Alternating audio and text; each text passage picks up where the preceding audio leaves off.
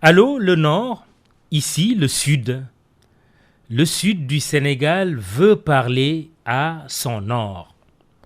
Par parenthèse, et avant d'aller plus loin, le président de la République ne fait-il pas cap sur le septentrion du pays, le Fouta, la chaleureuse, eau propre et eau figurée, terre de ses ancêtres, accueille à son tour le chef de l'État. Oui, le Sud veut parler au Nord et le Nord doit écouter le Sud. Écoutons d'une oreille attentive, mais tout sauf naïve, le cri du cœur d'Edmond Bora, ce responsable et ancien secrétaire général du mouvement des forces démocratiques de la Casamance. On a souvent lancé un appel au président de la République, mais il ne nous écoute pas, ce qui est malheureux. Je suis complètement essoufflé. Je perds même la force. Aujourd'hui, nous sommes favorables à la négociation. Et je crois même que c'est l'État qui bloque cette démarche. Le MFDC ne bloque rien du tout. Une déclaration qui pèse.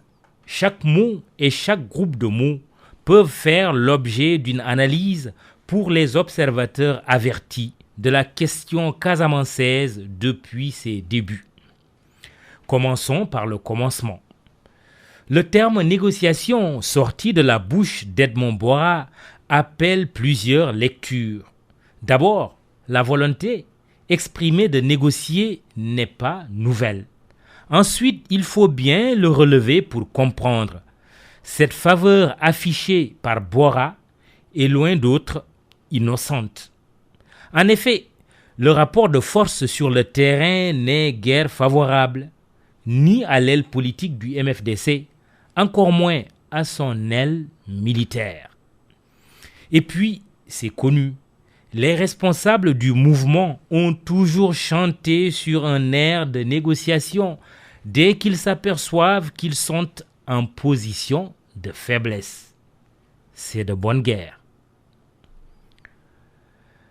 Mais quel poids peuvent avoir les mots d'Edmond Bora et donc de l'aile politique sur les combattants, c'est-à-dire l'aile militaire?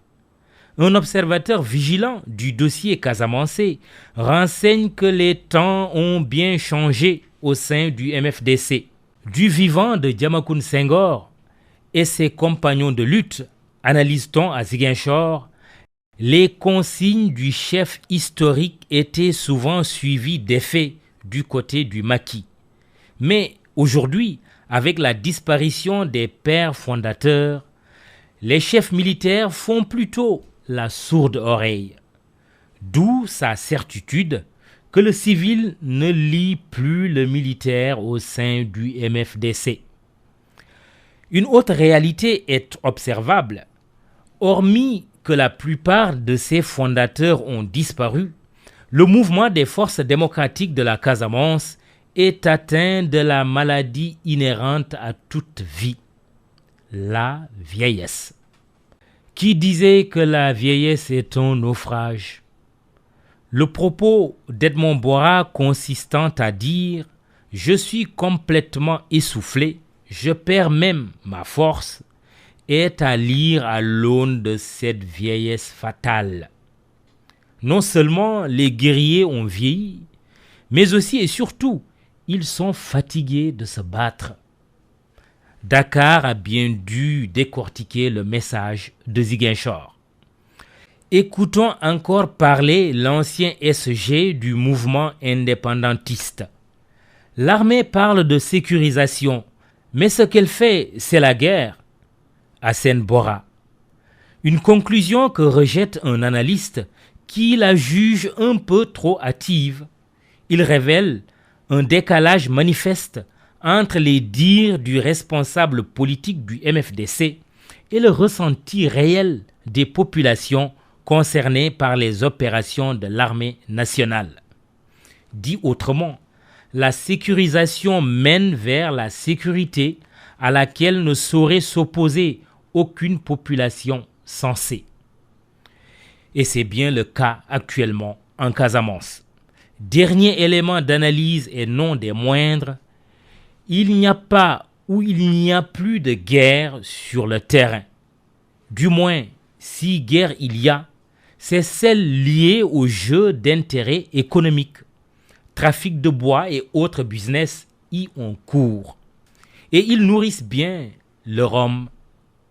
La Casamance retrouve lentement son train de vie normal.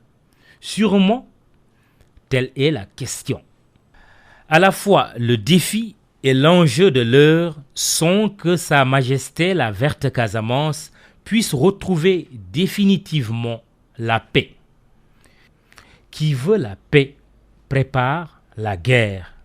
Tout est question de savant dosage. L'État a justement la responsabilité de pacifier ou de socialiser l'économie de guerre.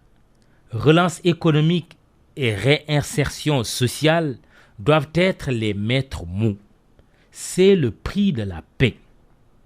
Vu sous cet angle, l'appel de détresse ou appel au secours, c'est selon d'Edmond Boira, peut être qualifié d'appel de Ziguinchor. Pour comprendre, il faut s'élever et aller au-delà du MFDC. Une rébellion dont la promesse d'indépendance, tout le monde le sait, à commencer par elle-même, ne sera jamais tenue. Un mirage rattrapé par la réalité. Quand le Sud veut parler au Nord, il doit être écouté et entendu. Qui n'habille pas l'indigent admet ses guenilles, dit le dicton populaire. Le président de la République est justement au Nord. Gageons qu'il sera bientôt au Sud de notre pays, au nom de la construction résolue d'une nation sénégalaise arc-en-ciel. Et les prières du roi d'Oussouy, Sibouloum Mbaye Diédhiou, et toutes les autres prières seront ainsi exaucées.